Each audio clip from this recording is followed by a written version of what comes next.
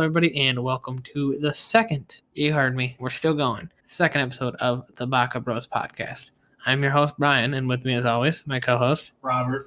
And today we'll be making jokes. These are all jokes, do not take us seriously at all, about the website called CBR. We're going to be going over a bunch of different articles that I picked out and just pretty much criticizing what they say would happen or what would, like, stuff that would go down in these animes. The first article we're looking at is Dragon Ball, Frieza's 10 biggest failures ranked. Obviously, it's opinion-based a little bit. Some of these aren't, and like what they say is kind of stupid. I'd be real pissed if one of them isn't not killing the entire Saiyan race. The top number one is a child pushes him to transform. All right, so the article says it's now common practice for the threats in Dragon Ball to reveal that they had multiple transformations to undergo. Obviously, everyone in Dragon Ball has multiple transformations at this point, even a person who's not a villain. The combined efforts of Vegeta, Piccolo, Gohan, and Krillin forced Frieza to run through his transformation several times. Obviously, that happens. Yeah, but that was still more or less like Frieza, like, all right, little bitches, you want to see what real power is? I fucking got you. But he was especially frustrated with Gohan, who's a child when it happened. So what they're saying... Yeah, but at that time, it was also more or less Akira Toriyama is still trying to, like, blow up Gohan so that way he was able to take over. But also, is that really a failure? No. A child made you transform. So technically, it was all these people put together that made him transform. That it wasn't even they made him transform. It was more or less, like I said, him transform like, all right, little bitch. The second one is his Ginyu Force reinforcements failed to meet expectations. Listen, they met expectations. It's just Goku was not what they thought. Yeah, Goku's Goku. There's a difference. Like, they beat fucking Vegeta's ass at first, and then Goku came up out of nowhere, smacked that. Raccoon. I hate Raccoon so fucking much. You gotta love Raccoon and his shitty ass outfits. I don't like Raccoon at all. That character is so fucking stupid. So they say another recurring element in Dragon Ball is that there's plenty of low tier villains and heroes who can need to conquer before they're able to fight against the ultimate villain type stuff. Okay, so Frieza, Tyra, who operates with loyalty and stuff like that, according to him, the famous Ginyu Force was able to take out Frieza, Gohan, and all the other people when they ride dynamic and they're like powerful as shit, pretty much. But obviously, when Goku shows up, they aren't shit and they just get destroyed. Well, you have to hype up the main character. He just landed on planet. They're not going to have him be a bitch when he comes onto the planet. All right, so this is a GT moment. That's why I was like, what the heck is this? Okay. His combined attack with Cell wasn't enough to stop Goku. Well, I don't even really remember GT. Yeah, it says... was Goku Super Saiyan 4? No, he was just Kid Goku. That's a big oof. Then. Yeah. It's just Kid Goku swap. No. Dragon Ball GT has its issues, but it also does plenty of things right, which I can agree with that somewhat. I agree with that. Super Saiyan 4 is still one of the most dope things they added. Oh, yeah. It's the best. Super Saiyan 4 is the shit. I'm still pissed off that my man Goten wasn't able to go into space, but that little bitch Pan was. But when Super 17 comes up and everyone escapes like hell, those two come back, and I guess they like use a... Yeah, it doesn't... I don't know if I'm thinking of... I think I might be thinking of... Frieza and Cell's combined Hellbuster's attack isn't enough to defeat Goku in his child form, which leaves Frieza in defeat. Was that the movie with Janemba? No, that was in... the one where Gohan kills Frieza. I don't remember. Was that the Janemba movie? Might have been, probably. I think that was the Janemba movie, because that was the whole... Because they've escaped hell twice, because... In the Janemba movie, everyone escapes hell and whatever. Even though technically in the manga, hell doesn't exist. But yeah, also the thing is, that was definitely the movie because it's on Earth that hell comes over because Vegeta and Goku are both dead or whatever. Yeah. Especially because Goku is definitely dead during the Janemba movie because he's fighting in the tournament of the Kais. Yeah. And that's where you fight Pikkon. Tournament or whatever the hell, yeah. Pikkon split. Yeah, Pikkon is cool as fuck. He gets eliminated in the Tournament of Power. Everyone did, dude. I don't know what, like, that's... How's that a bad thing? It is a failure, yes, but... He also lasted till the very end of the damn tournament. It's not like he got thrown out the first 5 seconds. He could have had a Krillin moment, yeah. Where Krillin's like, all right, I'm going to save my wife, and then just get thrown the fuck off immediately after. After I just learned this new transformation that I don't even get to use. Don't even get me fucking started on that shit. That was bogus. Like, hey, let me go through this whole arc of learning a new fucking form and not use it at all. He failed to brainwash Broly. I've never seen the movie, so I can't really say anything. But doesn't he kill his dad and be like, look, this killed your dad? Yeah, he literally goes, oh my god, Broly, a fucking stray blast has destroyed your father. And it is literally the funniest thing I've seen him do, because you could tell, like, his shitty acting is just great. Dude, this should be number one. His revenge plan with his father literally cut short by Trunks. Yeah, cut short is right. This motherfucker cut into many pieces. That definitely should be number one. Yeah. 100%. Like, that was very fastly thwarted. I mean, then again, his the next one is his unsuccessful attempts to assemble the Dragon Balls and Namek. True. That was literally cut short by Krillin, Dende, and Gohan. Yeah, but at the same time, he did fight Nail, and then Nail's like, yeah, you think you're gonna get some shit? This little green boy over here is telling them motherfuckers how to get the Dragon Balls right now. Yep. Dude, I still think out of all the ass whoopings, Nail got literally the worst ass whooping in all of Dragon Ball. Like, I don't there was remember. no hands. It was hands down. Frieza just beat the dog piss out of him. But not to sound like an asshole, what do you expect, though? Like, you really expect Nail to go up against Frieza? I expected him to do something. I didn't. The destruction of Earth hasn't happened yet. That's a failure. I mean, he blew it up once. Yeah, it got reversed. But that's a fucking angel. You can't go against that shit. Like, if Whis wasn't a thing, Frieza would have blew the fuck up out of the planet. Oh, yeah, no. But then Whis was like, yeah, no, I like pizza too much, so Frieza, you got me fucked like up. pizza. And Beerus hasn't tried his, hasn't tried his, has he tried pudding yet in that time? I feel like he hadn't had pudding yet. Remember he was bitching about pudding because in the movie before that? Yeah, I don't think he had. Did he get pudding at the end of the movie? At the end of Z, I mean, Battle of Gods. I don't remember because I remember he and Boo got into a big ass fight, and Boo was like, "Yeah, no, fuck you, Catboy. This is my pudding." Yeah. Which I still think, out of all the things, to start a fight over some fucking pudding, to basically be like, "Yeah, this universe is done." So number 2 on the list is his loss against Goku on Planet Namek, which is obviously a big failure. But it's also understandable that, of course, he's going to lose to the main character, who's Goku, who defeated all these other people before him. Exactly. Even though I guess Frieza's like the main villain that he fights when he fights to do it. Yeah. But yes, number 1 is, like you said, he doesn't actually eliminate the entire Saiyan race, which would piss me off if I destroy the entire planet, killing them all except 2 of them that I keep on my squad. Especially when the only ones that are alive are the ones that keep fucking you up. You're just like, man, this is some fucking bullshit. Especially because one of them is the descendant of the king that you talked so much mad shit about. The other one is the descendant of the person that started the whole "you're scared of the Super Saiyan" thing. Which that whole part fucked me up, because the Super Saiyan legend wasn't a legend until somehow Bardock got sent back in time. Didn't they say that someone? That's not canon, is it? I don't want to. I don't think that's actually canon. That shit made no sense to me, because he went back in time to fight an ancestor of Frieza and beat the dog shit out of him in Super Saiyan, and then the dude ran away, starting the whole Super Saiyan thing. So I don't understand how the fuck that happened. I don't know. I think there's another thing where I think recently they just revealed who was the first Super Saiyan in the manga.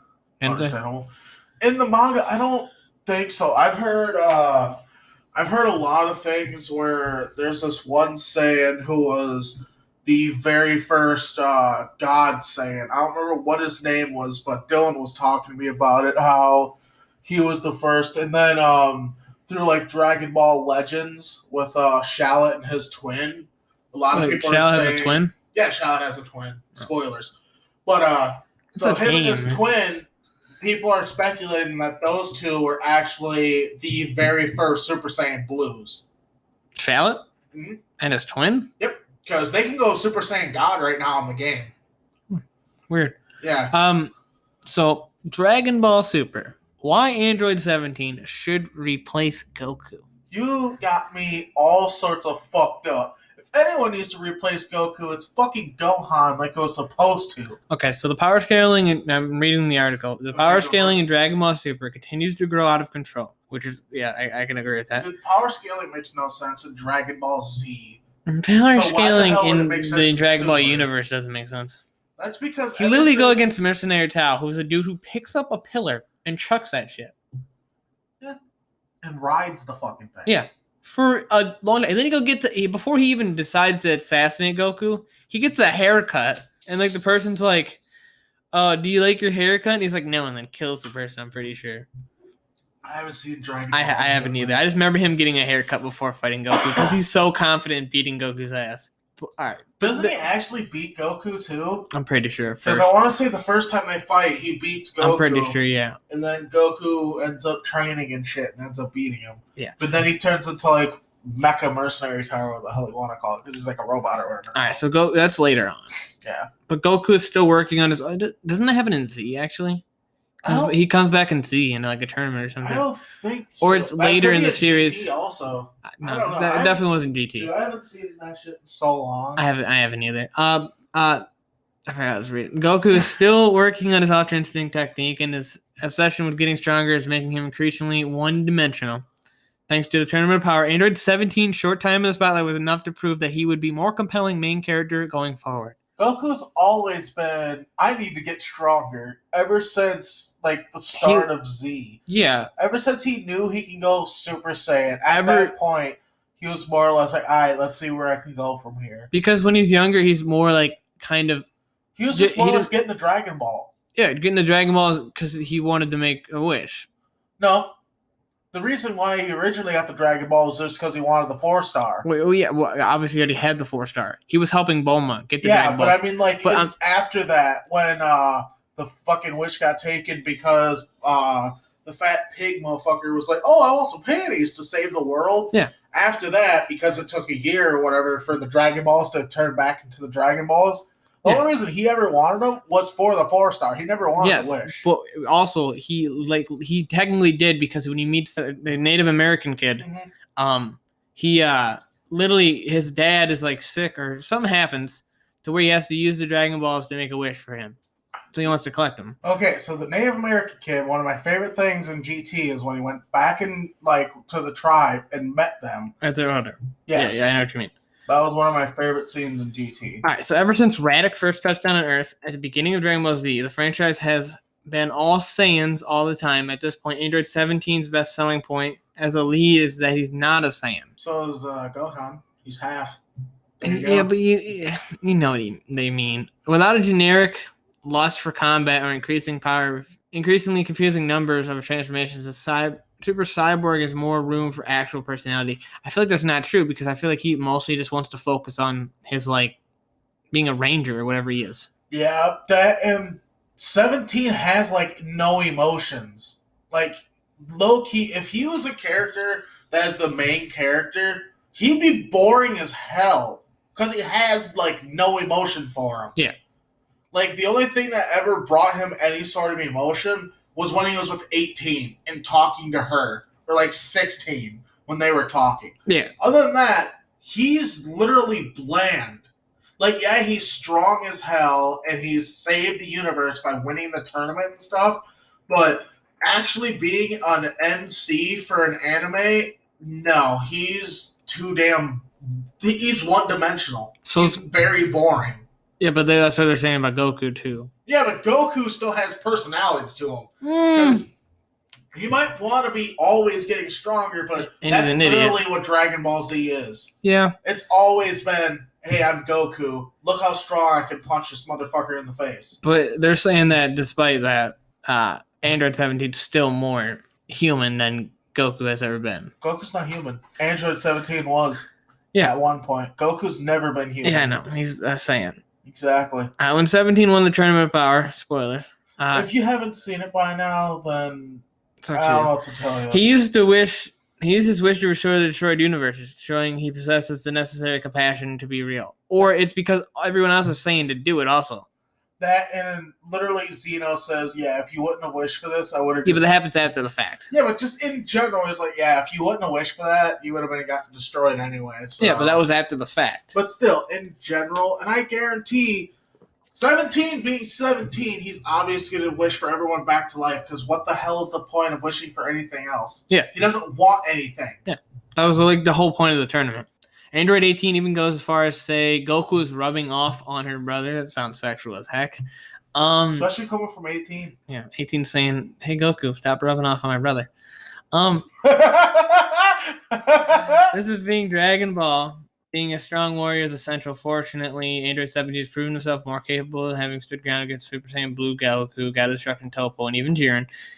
And Android is also remarkably clever in the battle to fight and able to evade and outmaneuver opponents even when he's been outmatched. I guess I agree with that, but you're not giving me points to why he should replace Goku. You're kind of giving me the same reasons why Goku is the MC. They're fucking like the point you're saying is Goku's not human. Neither is Android 17. Like he literally doesn't act. He acts like a robot because he is pretty much a fucking robot. Like, if anything, the more things you should be pointing out if you're trying to say he should be an MC is character development wise. Like, why his personality should take over the thing for the main character. Not, oh, he's very good at fighting and all this other extra shit, so he should be the MC. An MC is more than just someone who's good at fighting. They have personality. They bring story to it. If Goku wasn't a thing, Dragon Ball wouldn't be a thing at all. Just straight up, it wouldn't. Yeah, but Goku is better in Dragon Ball than he is in any other series. When he's a kid, being an idiot. I agree. Because he doesn't really mature. He still acts like an idiot kid. Yeah. And that's the thing that is with Goku. Which I'm still a little depressed that because of the fan base, they decided, hey, let's not make Gohan the new main character for Dragon Ball Z. Let's keep it with Goku. Yeah, this article is kind of shit. I don't know. I don't like it. Best of all, Android 17 is a reformed villain. Kind of like another person you can make a better MC. That'd be like saying, let's have Piccolo be the MC. Piccolo would make a better MC. That would be a great MC. Vegeta would be a better MC. We need a spin-off where it's called Daddy Piccolo, and it's just Piccolo taking care of other people's children like he did Gohan. Despite being the clear MVP of the Tournament of Power, the moral arc, which I haven't seen, the Dragon Ball Super manga sadly demoted 17, the sad fate of everyone not named Goku or Vegeta. Yeah, that's the point of the show. Like, Vegeta and Goku are quite literally the main characters. Of course they're going to do that. To be honest, the creator doesn't care for any other character, and he knows his fan base doesn't really either. Exactly. Like, the main character doesn't even really give a shit for Vegeta. Yeah, he literally is Vegeta's a character that he hates. Top 10 fastest characters ranked in Dragon Ball. If Burger is in the top 10 and, like, somehow Goku is not above him, I'm going to be pissed. Gudo is number 10. How the hell is Because Gudo? He's able to freeze time. Jesus fucking Christ. That doesn't make him fast. He's able to get freeze time, which gives him a major speed advantage. Dragon Ball has no shortage on eccentric personalities. An early but excellent example of this is the Ginyu Force. Team of fighters, Frieza, blah, blah, blah. And his technique is the weakest and is the first member of the group to perish, but he protects the youth. He freeze time. It makes him fast, is what they're saying. That'd be like saying I could freeze someone in a fucking block of ice, me being obese as I am, and then run 3 blocks down. Am I still fast? No, I'm a fat piece of shit running 3 blocks while someone's fucking frozen in ice. That don't make me fast. Birder proudly advertises himself as the universe's fastest at number 9, Birder. He does say he's the universe's fastest, but like that is true. Well, at the time he was pretty fast. Probably was the universe's fastest. There's like, but because the universe wasn't even established. But then again, you also have to think about it. Frieza was the universe's strongest too. So yeah, but also the fact that I feel like Frieza was faster. If full power Frieza was faster than Murder. And he could technically go that at any point in time. He doesn't need it. At the same time, who the fuck goes around saying, I'm the world's second fastest person? I understand what you're saying. If I was Burger, I would say I'm the fastest in the universe, too. I'm not going to say, oh, yeah, Lord Frieza's faster than me, but I'm sure as fuck up there. Hits number 8. What? Hits exceptional strength, only improves his dangerous time skip ability. Hits fast as shit. Yeah. But that's because he kind of controls time like Gudo. Yeah, but the thing is, Guldo has that shit where he's like, "Oh, you're frozen. Now I'm just gonna walk around." Yeah, Hit actually uses his speed to go through. Yeah, and shit. also like does stuff in time, which is technically not freezing it per se. Like he's moving so fast that he's basically freezing your bitch ass. Yeah. Universe 11's Urine is a powerhouse in every era, including speed. You think he's faster than Hit? I don't really know. Well, I mean, isn't there a part where he literally like breaks out a time skip? I don't know. He's forgettable. Hit Jiren? Yeah. And he's I don't like Hit a one-hit wonder. Hit's a penis head. That is true. His head kind of does look like a penis. That meme. That meme was great. That meme is great. Yes, Beerus, God of Destruction, number 6. I mean, if he's number 6, who the hell is Goku's number 5. That? Goku's number 5. Okay. Because he has... Alright, so the reasoning they gave Beerus is because he's a God of Destruction, blessed with superior skills. They go into more detail, but it doesn't really say shit. Mm-hmm. And then Goku has multiple techniques that boost his speed in extreme ways. You mean besides... Actually, the only one that really boosts his speed is maybe Kaioken. Yeah, but he can mix it with Blue. Yeah, but Blue don't upgrade your speed. It's just the best thing for Ki. Yeah, I know, but it's just like going Super Saiyan. Oh, my speed! They're saying that he's already pretty fast and he can boost it with certain techniques. I guess. And Kaioken Blue especially, and Ultra Instinct elevate his body to impossible speeds. I guess Ultra Instinct is fast. He's not fast. It's just that he has literally Ultra Instincts. He can react at like the best timing. That doesn't really. It's not increasing his speed at all. Dipspo. Yeah, that dude. Yeah. The Pride Trooper. Hyper Pride Month. He can move at the speed of light, supposedly. Damn, that's fast. Yeah, that is pretty fast. Vados. I feel like all the angels should just be under the same thing because they're all around the same speed. Besides maybe the Grand Priest, which is faster. Whis speed is yet to be witnessed, supposedly. Neither is Vados. Yeah, no, it says Vados temporarily held her speed over the exception of Whis. Because they're literally brother and sister. All the angels are related. Yeah. And like literally they're pretty much all the same power wise. Yeah. Besides the Grand Priest, which is number 1, fastest entity in existence. But couldn't Xeno be faster? We don't know. That's the thing. We've never seen anything from him. But we've never really seen anything from the Grand Priest, ever. But then again, think about it. When Goku pressed that little button, Xeno was there immediately. Yeah. Whereas, like, even the angels, it takes some time to teleport somewhere. Xeno was just fucking there. Yeah. It says, Xeno can destroy universes with minimal effort and on a whim, but that doesn't mean he's automatically speedy individual. He was literally there in a split second. The opposite is true. That is why Xeno is a robust support staff that's made up esteemed figures like the Grand Priest. Whis explicitly states that nobody is faster than the Grand Priest, and one glimpse of his speed involves him stopping a fight between Beerus. Quit Ella?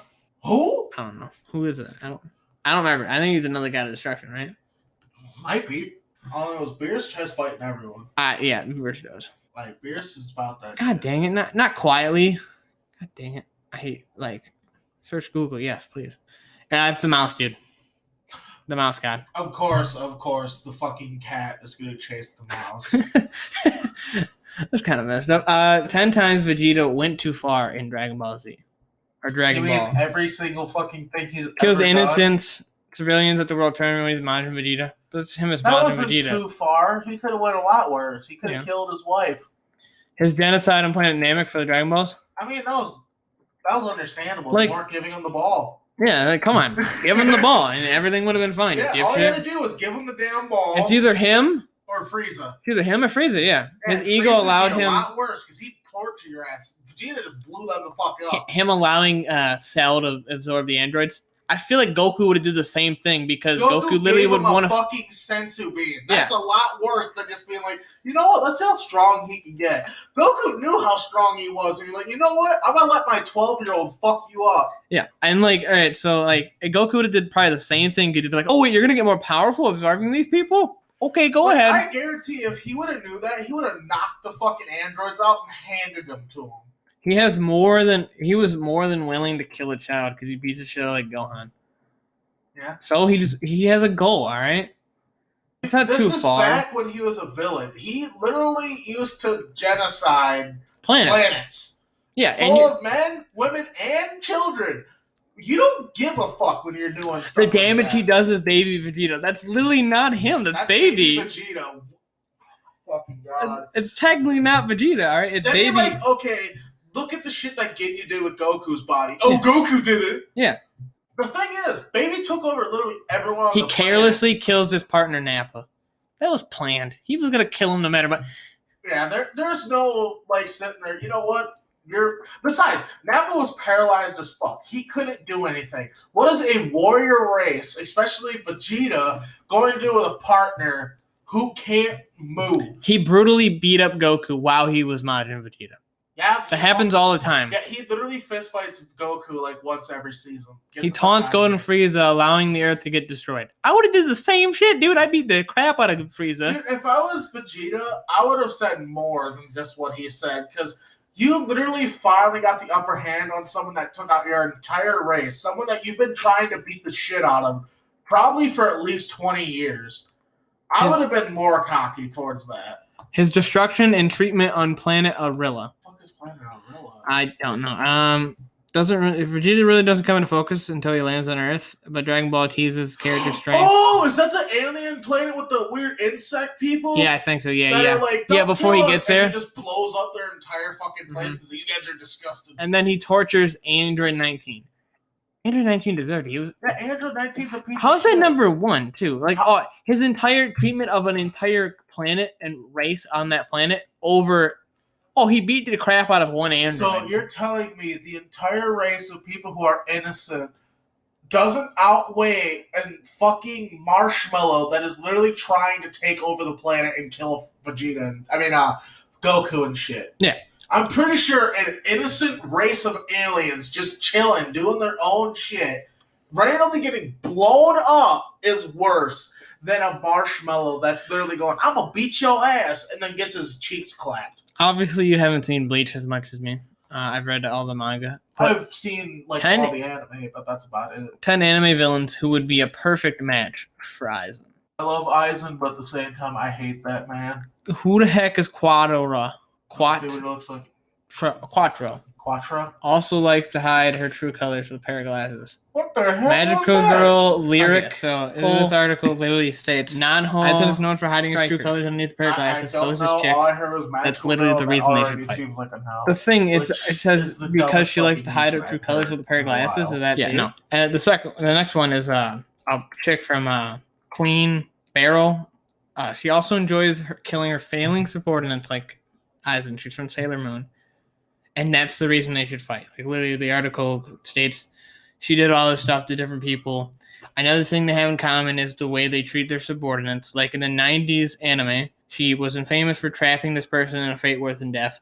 And for his repeated failures against killing the person for disobeying orders. Likewise, Aizen is also known for killing loyal minions who fail him. That's the reasons they should fight. So, is this just going to be an article of they have something in common, so they should fight? Yeah, probably. This is... you ever seen Hellgirl? No. I've never heard of it either. AI Enma might be willing to trade work stories with him. Okay, now it doesn't seem like they're fighting. Are they fighting or fucking? Because right now, this seems like a Tinder profile for all these people, for Aizen to choose from. Not only do AI and Aizen effectively work for the afterlife, but also they seem to dislike the current order of things. Although AI seems a little more sympathetic, trying to protect her loved ones from being tortured. On the other hand, they also have one main difference. AI is usually at least professional towards her minions. I think it's Misa Amain, which is the chick from Death Note, the blonde-haired chick. Okay. She has history with Shinigami, so because Aizen's a Shinigami. Jesus fucking Christ! All right, this is great so far. The Princess of Disaster. Well, okay, back to what were you saying? I guarantee if this was fighting, Aizen is wiping the floor with at least half of the people we've said so far. And technically, she wouldn't be able to write his name down. Yeah. Because he's not human. Yeah, he's already dead technically, ain't he? He's a Shinigami. Number one, he's a Shinigami. Number 2, he's not human. So I'm pretty sure like the book like only can kill like humans type shit. True. Unless the Shinigami writes it, Yeah. then they can kill anything from what I know. Unless it's something stronger than them, I think. But then Maybe. I haven't seen Death Note in so long, I'm not 100% sure. I haven't seen it in a long ass time either. Interestingly, Shinigami have been known to fall in love with her, like Rem, and to the point they would violate the laws of death, life and death for her sake. That said, she didn't exactly return Rem's feelings. So wait, are they trying to say like multiple did? Because that was just one. Gellius and Rem. Who the hell's Gellius? I don't remember. Because I remember Rem, but I don't know who the hell Gellius is. Gellius? Let me see. I'm looking him up right now. I kind of remember this dude, but I don't remember him being that important to the story. Yeah, I have no clue who the hell that is. I don't remember him. I don't remember him falling in love either. I guess he dies to save Misa's life and is reduced to a powering, glittering dust as punishment because obviously you're not supposed to do that shit. So I guess he falls in love. So yeah, I'm guessing this is Tinder for Aizen right now. Well, okay, the Princess of Disaster also has a thing for butterflies. I mean, okay. Yeah, I guess they have a thing for butterflies, so they should fuck. Oh, okay. Do they like long walks on the beach too? Fenrir, the Princess of Disaster, in the pre-Tear anime, also betrayed as her original companions. She also betrayed her original companions, like obviously Aizen betrays the Soul Society. Yeah.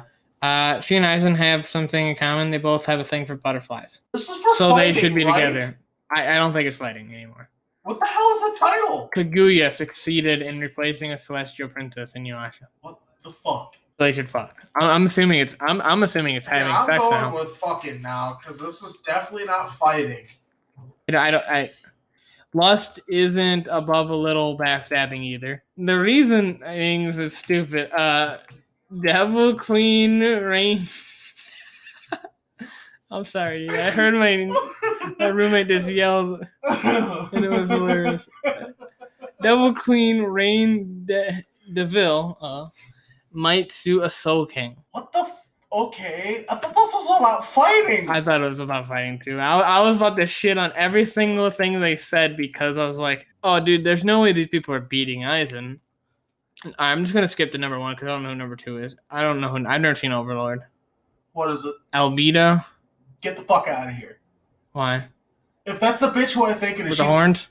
Yeah, she's obsessed with Alzine Ghoul. She ain't gonna fuck anyone else but him. Okay. 10 anime enemies who became friends.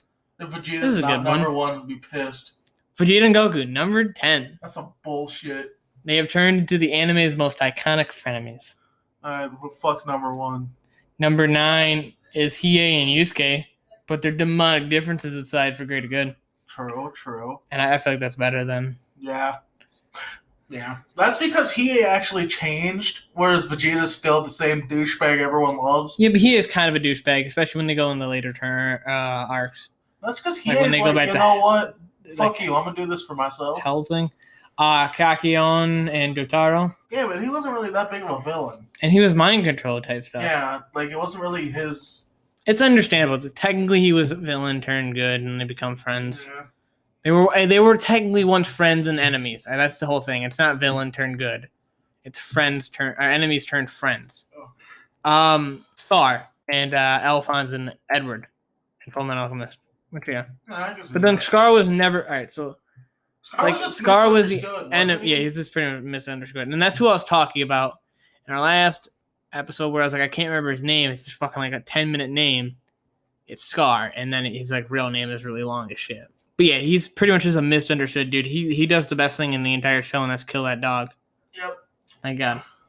I feel sad for that still. Sesh Hamaru and Inuyasha's deep sibling rivalry. Did you just say Sesh I don't know Hamaru? Sesh Hamaru? Fucked up. Dude, I don't. That? I literally said I cannot pronounce these names. My God. All right, dude, don't hold it against me. Sesh Hamaru is literally the best character in Inuyasha. Don't at me. If you want, go for it. The dude with the vacuum hand. He's better. I can't remember if that's Noriko or Moriko, because one of them's the bad guy, and the other one's him. Gagio, and Natsu, yeah. Which is very true, because in the first time they meet, he just beats the shit out of him. That's because they're literally doing... Sends it on a minecart, doesn't he? Huh? Isn't that when they first fight? They like send them down a minecart. I don't think it was on I'm pretty sure the first time they fight, it's either Natsu and them go to the other dude's guild, or the other dude's guild is sent to Natsu's old guild to destroy it. Yeah, maybe. The guild hall gets remade. Maka, you've seen Soul Eater, right? Yeah. I haven't. Maka shows Krona that life doesn't need to be full of death. Oh, yeah, I forgot about Krona. I've never seen this, I don't really know. Gaara and Naruto. True. Great friendship. But I don't feel like it's Gaara was top 3. Never really it's not better than Hiei and enemy. They're not villains. It's not villains. It's enemies to friends. Yeah. I don't feel like it's better than Hiei and Yusuke. That's because you have a thing for Yu Yu I don't Hakusho. care. Shut up. Gintama, Gintoki. I've seen Gintama, but I don't remember any of that. And shit. Shinsuke, I don't know any either. Yeah, I don't remember anything from Gintama. And then Zeke Yeager and Aaron Yeager. Aren't they brothers? They're brothers, yes. Spoilers, they don't really ever become friends. I mean, I don't consider, like, from what I've read of the manga, I don't really consider Aaron ever actually accepting his friendship. He did kind of went along with a plan because he was like, the whole thing was he has to use him to be able to use the founding Titan power. And, like, that's it. Like, they don't ever become friends. It was more or less just a mutual thing, because obviously they had the thing. They had the same end goal, kind of. I air quotes on end goal because technically their goals were different in the end. True. Yeah, I've never seen the ending of fucking Attack on Titan. That's fine. JoJo's Bizarre Adventure. Joseph Joestar's 5 greatest strengths and his 5 weaknesses. Is his one weakness gonna get replicated? Weakness: Purple Hermit has low offensive potential. Doesn't need it because he can beat the shit out of everyone. Okay, if you want to be honest. True. And they say Purple Hermit like has low offensive potential because it's literally not meant for it. It's literally meant for being support. Like, there's obviously not every single stand is about beating the shit out of someone. True. Not every stand can be like the best stand ever, Akira. Isn't there a stand that's literally a fucking tower? Yeah, and the dude can't leave it. Yeah. The dude literally cannot leave it. And unless someone else enters it. Because when someone else enters, he leaves and then they're stuck in it. But literally, there's one where it attaches to your back. And it talks to you, trying to get you to look at it. If you look at it, you die. That's funny as hell. Strength. His defense is impregnable. Well, guess what? His defense is maybe impregnable, but he likes getting bitches pregnant. That is true. Yeah. It says defenses are impregnable when infused with Hamon. Yes. I guess I can somewhat agree with that. Weakness: Joseph's situational awareness is often lacking.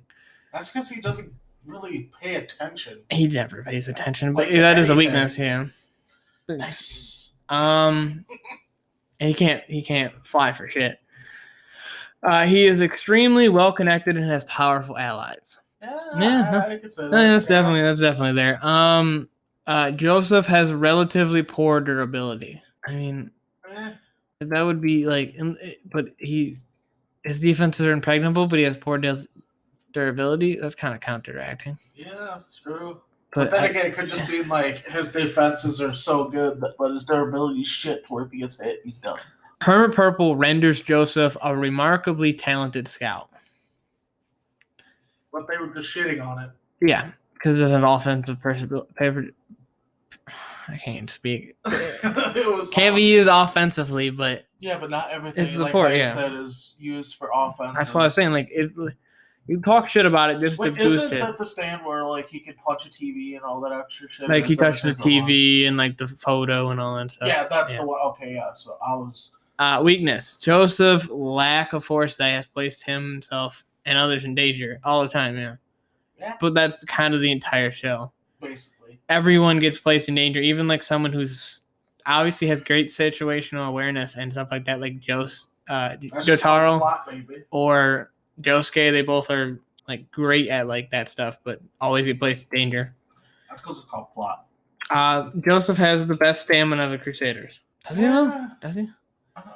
Then again, his secret technique is to run away. True. I feel like that's a Joseph. It's a Jotar. It's a Joestar technique. That's why he says, "I'm gonna use the famous Joestar technique. He's like, and the one like short dude that he's friends with from America or whatever. He's like, oh, if this is what I think it is, and then he starts running away. He's like, I knew it. Joseph Joestar's lust has caused massive problems. Yeah. Yeah, but I still think his flying ability has caused way more problems than his lust. True, his flying does. And then his strength, his creativity is phenomenal. And then the photo it shows is him dressed up as a female with a bottle of tequila. That's still one of the best parts. When that part happens in the show, it's hilarious. JoJo's Bizarre Adventure. 10 villains who failed to pose a threat. Okay, obviously some of these might be spoilers for you. I don't care. Mariah's stand wasn't deadly even if someone fell into a trap. So you know the classic meme where Avdol and Joseph are having sex because they're the stand, right? They're not actually having sex. They're stuck together. They're stuck together and trying to go apart. That's her stand. So, like, whoever touches it, it pretty much becomes a magnet. So when someone else touches, they connect. They're saying her stand was pretty much worthless against it, which it was because eventually they came apart and they defeated him. But it's not even. Dude, it shouldn't be on those lists just because of how funny it was, dude. Yeah. It posed a threat. She might have lost, but that was definitely threatening. Joseph Joestar defeated Nena by himself. I don't actually remember who this version. Stardust creators is typical precedent that every hero will have at least a marginally active role in the fight against an antagonist. This is exceptionally true for some of the series most memorable, such as the Darbys. You remember those guys? The one dude is gambler, the dude video games. Yeah.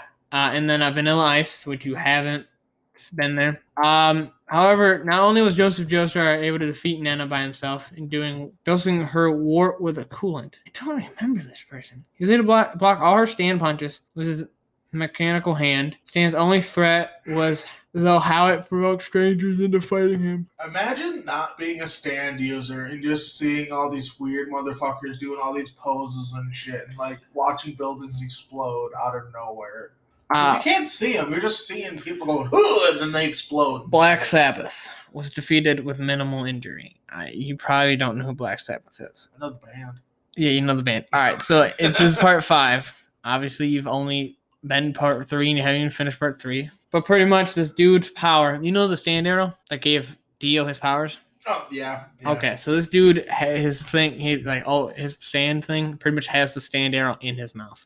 Really? And he'll walk around and infect people with it. And it either kills them or gives them a stand. Or gives them a stand. Imagine you're just walking around with like your girlfriend or something and you just feel a pinch and you just fall on the floor. But pretty much Giorno beats the shit out of him using gunning experience in like a tree and shit. Interesting. Yeah, because yeah, I don't remember. But I think it was because Black Sabbath, when it got like hit with sunlight, gets destroyed. Or something? Oh. Rohan had the upper hand in terms of intelligence and experience against Ken. Pretty sure. All right, this dude, it's the best thing ever. His stand is literally like he can't lose at rock, paper, scissors. That's the whole stand? Yeah. Or like when he wins, he like steals people's powers or some shit. All right, so it says the stand was extremely limited utility. It was able to snap a portion of its adversary's powers in every successful game of rock, paper, scissors. Losing matches would force him to return his stolen strength. Any strategy would rely entirely on blind luck. But the dude is really good. So, alright, you know the Nendoroid I have with the dude with the green hair with the book? That's like a manga panel. His thing is he can open people's like face or like body parts like a book and write in it, and whatever he writes in it becomes true. So I'm pretty sure how he beats him, he literally just writes in him that he can never play a game of rock, paper, scissors again. So the dude can never play it again, meaning he can never use this shit. Midler's High Priestess stand was able to consume the likeness of and enter any nearby materials it came across. I don't remember this person either, dude. I don't remember Stardust Crusaders that much. Maybe you need to start rereading. I don't want to. Maybe you don't need to. I'm pretty sure Stardust Crusaders is my least favorite part of JoJo's. Why? I don't know. I just didn't really like it as much. I like part 1 more. Yeah. A lot of people don't. I like part 1 just because Dio's an asshole. I'm not going to mention this one because I don't know who that person is at all because I have not read of all part 5. So I don't even know who this dude is. I don't know who this dude is. Oingo. Who? Oingo? Oingo Boingo? Dude who like has like a book that predicts stuff. You don't know him, do you? Dang. Pretty much like this dude's book, it's in part 3. Dude's book could predict anything. And at one point, he predicts that something bad is going to happen to Jotaro, right? So they're trying to do stuff, and the one brother can like disguise himself as other people, and he disguises himself as Jotaro, right, to get with the Stardust Creators. And then the bad thing happens to him that his brother's book predicted because he was Jotaro at the time. Like he didn't. It wasn't that the book predicted that it was going to happen to Jotaro. It just happened to Jotaro, which was him. The book predicted that it was going to happen to him, but he didn't realize it and stuff. And bad shit just happened. Shugechi. All right, part 4. This dude. I hate Shugechi. I don't care. What's he look like? This ugly motherfucker. Oh, I know that motherfucker. A lot of people like him. All right, listen. Even after he kind of became friends with Josuke and Okuyasu, I still hated the dude. Did he deserve what happened to him? Not technically, but did I really care that much? Nah. So, spoilers. On part 4, the main villain is Kira. He has the hands, or is that a different part? The guy who likes hands, yeah. Okay. His power is that he blows stuff up, type shit. Like that's his stand thing. So he touches a doorknob. His stand touches the doorknob, which causes when he opens that door, he blows the shit. It blows up. And like, I'm pretty sure it's like nobody like really remembers the dude. The only reason that anyone remembers is because Josuke picks up like a button that was on his shirt, and it's like, wait, this belongs to him, type shit. And that's the only reason I find shit out. And then the captain dude in part 3 when they're on the boat, how the captain's like has a stand or whatever. He's like the monkey. No one really cares about that part. I don't know if you remember. Remember the part with in part 3 with the fucking beetle and airplane. It's the first plane that Joseph fucking crashes. I don't really remember. It's funny. Dang, I don't remember. Attack on Titan 5 JoJo characters Mikasa could beat. 5 she'd lose to. If Inui's have stands, she would not be able to see those stands. Yeah. See, that's another thing that pisses me off about some people when they make lists is they don't put something like that in perspective. Like, oh, this person will beat this person. It's like, how can they beat someone that literally has a power they physically can't fucking see? Okay, so this one is... So this is in part 4, there's a rat who can shoot shit. Or is it part 3? I think it's part 4. Yeah, it's part 4 because Jotaro goes up and Josuke go up against it and Jotaro gets messed up. But it's literally a rat that can shoot stuff, and she says she could beat it, which, yes, she could because it's a rat. True. But would she be able to see the projectiles because it's part of its stand? Well, if it's part of the stand, then no. I don't remember exactly how it works, but I'm pretty sure she would not be able to see it. But obviously, she doesn't really need to see it. All she needs is something to protect her against it because Josuke protected himself against it with a frying pan. True. So I could give her that one. She would lose to Vanilla Ice because Vanilla Ice can absorb her attacks and her along with. Nah, the reason she loses would be a rat battle. Vanilla Ice would win. It's not the Vanilla Ice we're talking about here. So Vanilla Ice's stand, I can't remember. Isn't it like Cream or something like that? It's either he's Cream and Vanilla Ice is a stand, or he's Vanilla Ice and Cream's the stand. Cream's the stand, I believe. But pretty much it eats itself. It goes to another dimension. Anything it eats goes to that dimension. Anything it eats dies. And she wouldn't be able to see it, so it just sneak up behind her, eat her, and she's dead. I mean, just like a Titan. Yeah, but a Titan you can't see. That'd be terrifying. An invisible Titan. It says she could beat Kyoichi's Reverb because it's only useful in close quarters. I mean, but if Reverb does anything to her, she's not going to know it. And, like, he literally has, like, the power of gravity. I don't think... I mean, yeah, she could probably beat Kyoichi, but with the stand, I don't think so. Just because, maybe. I don't like Kyoichi that much. I couldn't really tell. She'd lose to Cars, obviously. Cars just adapts to anything. They had to literally put him in space. She ain't beating him. True. She go to cut his head off or some shit. She could beat... She could not beat fucking Caesar. Out of here. I love Caesar too much. He would bitch slap her with a bubble and she'd die. Die. I mean, she just wouldn't expect the bubbles, I think. Well, the real question is, would she fucking fight a human? Yeah. With the blades? Yes. She would cut a dude's head off? Yes. She's done it before. Technically, all Titans are humans. Yeah, but I mean, like... They go to war against another country. Yeah, but she's a bitch. Fuck her. She ain't touching Caesar. She would lose to Rohan because Rohan could literally use the Heaven's Door to rewrite anything in her brain, like I was saying. Damn. She could... Oh, get out of here. She could beat Okuyasu. No. The hand, you know the hand, right? The one where it just swipes the air and it's everything. Yeah, no. Is that the Zipper Boy? No, that's part 5. Buchiyu. The hand so damn funny. Is where he swipes the Oh, hand. is that the one where you talk about how he's like Stand is OP, but he's stupid when he uses Yeah. it? But he still has used it in smart places. I don't think Mikasa. Like I say though, I feel like anyone that has they won't be able to see the stand. Yeah, just all he literally has to do is just swipe, get the stand behind her and swipe it. She wouldn't see it, and she'd be dead. The only thing though is they'd have to outmaneuver her with her fucking gear and stuff. That'd be the only thing that would hinder if she'd be able to win or not. But at the same time, he can just remove that space between them. Exactly. That, and she literally can't see a stand. So all she sees is him. Yeah. Whereas he's like, yeah, there's actually two people you're supposed to be fighting. And he acts like an idiot, so she probably wouldn't she wouldn't really even think about anything. Oh, someone can slap my cheeks literally and they'll disappear. She was supposed to lose the Melon, which is like baby face. I still think that stands retarded. You know how to describe it. She could beat Jack the Ripper's straightforward arsenal. Jack the Ripper was nothing. He's literally just a fucking dude. He's literally just Jack the Ripper.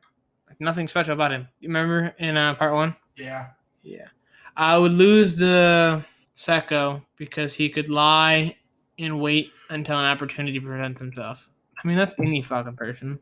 True. That, you know, they have stands and she can't see stands. So I don't think she would lose to a lot of people is what I'm saying. Mm-hmm. But then again, any anime character, unless they have like super perception to where even without being able to see something, they can just feel that something's there, they're most likely going to lose to a stand user. Because A, half the stands are really fucking OP to where they're just stupid with it depends power. On the stand. Well, that too. And B, like I said, you can't see them. It's hard to fight something you cannot physically see. Well, yes, Okuyasu may be stupid. I still don't think he's stupid enough to not take this chick seriously. And he's done smart things in it to where he wouldn't be able to survive a fight against her and not get cut in half type stuff. 5 JoJo characters who could pass the Hunter's exam and 5 who could not. Okay. They think... The real question is Hisoka there? Is he going to try to touch him like he touched Go? I think Yoshikage Kira would lose because his attacks are too destructive for his own good. I feel like they wouldn't even really take that against him. They'd just be like, well, time to train him a little more before we allow him to go through. I'm pretty sure you can't... No, I'm pretty sure you can fight Can you fight to death? No. And there's like a fight at the end where if you fucking win, you win your thing. But I don't think you can kill. Bruh. And I don't think he can fight regularly. Literally rip someone's heart out. That's a different thing. That's a different. I saw those during the exam though. It's for the exam, but different thing. They were fighting criminals. In general. I'm talking about when other people. I don't think you're supposed to kill them. No, what I'm saying is in the end, there's a fight where they have to beat the shit out of each other or whatever, and the winner gets the thing, and you can't kill though. I'm pretty sure. It's been so long since I've watched or read Hunter x Hunter. It's been a really long time for me. I mean, if that's the fact, then he would kill. Yeah, this entails he would burn the meat before he gave it to the dude, and he would actually kill whoever he's matched with in the final tournament, and it would be lost. He would be disqualified. That's why Killua loses, because he kills the dude. Mm-hmm. That's why Killua doesn't get his Hunter. Not yet. All right, thanks everyone. We literally talked a bunch of shit about this website, all for fun. Don't take any of the things we said seriously. A lot of it got cut because for some reason, like anytime we'd be reading this article, the recording would just stop. I think they were trying to get us to not say anything somehow. They knew we were talking shit. Yeah, so like literally, there's parts where like it got cut halfway through this reading an article. So literally, we were reading an article about why people wouldn't pass the 100 exam after we read Kira's. It literally just cut out, and I already lost. I cannot find the article anymore, so we can't really read anymore about it. But we were ending on built people in like muscles in JoJo's, and yeah, so we're just gonna continue that article, and then we'll end it. So Caesar Zeppeli, obviously, is buff as shit, right? Is one of those slim buff characters, so I can understand how it's number 10. Number 9 is Joseph Joestar. See, I can understand how that's number 9 because they kind of have the same body type, just Joseph's bigger. Yeah, I also feel like old Joseph is still buff as shit. Oh yeah, old man Joseph's fucking huge. But old Senile Joseph from part 4. Jonathan Joestar has obviously he's built shit. He's a brick house, and that's why Dio wants his body on him. True. In a gay way and not a gay way. Pretty sure Dio's canonically bisexual. I can see it. I'm pretty sure that is. Dotaro's Stan Star Platinum is obviously built shit, but like, come on, man. I thought we were talking about people. Why do you gotta include a stand? I understand the stand is built, but is it really bigger than Jonathan? I mean, it could be. I don't think so. Jonathan's built. Isn't the stand supposed to be like a personification of you or some I don't know. I don't know. I just read it. I just like Buffman fighting. True. Even though it's not even that in later series. Blueford, he's one of the knights that were brought back to life that you were talking about earlier. Oh, okay, yeah. He's a pretty big guy. Santana, the first Spider-Man. True. He's pretty big, and he absorbs other people and gets bigger or whatever. Oh yeah, he does. But then gets completely destroyed by. Which one was the one that cried? Was that AC/DC? Amu is the one who cried. Gets his hand cut off, right? No, wait, no. AC/DC that was correct. Yeah, AC/DC, yeah. Because Wamu was the last one, wasn't he? Yeah, Wamu is the one. No, not the last one. Card's the last one. Wamu's the one he fights on the carriage ride. Yeah. But I was thinking, because like Wamu was always considered to be weaker of the 3, so I was thinking he gets fought first, but he doesn't. Mm-hmm. Yeah. He's not the weaker, I guess. He's the younger of the 4 Pillarmen. But he was raised by AC/DC.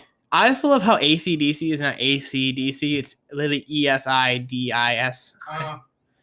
But next after Wamu is AC/DC. Then after that is Cars. Understandable. Yeah, Cars is amazing. I love him. I love Cars. He's probably one of my favorite villains. Imagine if, like, in one of the later series, out of nowhere, Cars just comes back from, like, space. Yeah. And he's like, "What's up, bitches?" Yeah, so Tarkus is the other knight, and he's built to shit. Okay. Yeah, he was resurrected. He's called the Giant Knight. Yeah.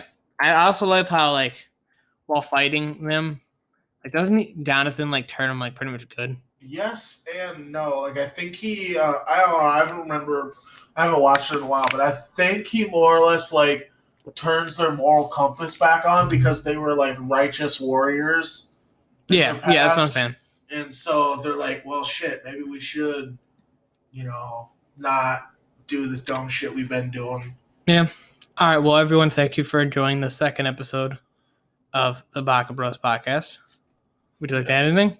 Well, if you like what we're doing, please, like, just say something, I guess. I don't care how you do it. Even if it's somehow just emailing Brian, tell him to go fuck himself. That'd be funny to me, at least. Cutting this part out. You have to keep it now. Nope, cutting it. Damn. Thank you for enjoying. Remember, this is all funny, and we're not trying to, like, put shade on this website. We're just... It's very useful content to just make fun, even if it's out of expensive something else. Even if some of the stuff they're saying is kind of logical, reasonable, I still like to make fun out of it. Especially because half the time it's a lot 100% of bias on whoever's reading it. Also, a lot of the things they write about and, like, the reasonings they give are, like, completely and utterly stupid. So that's why I like to shit on it.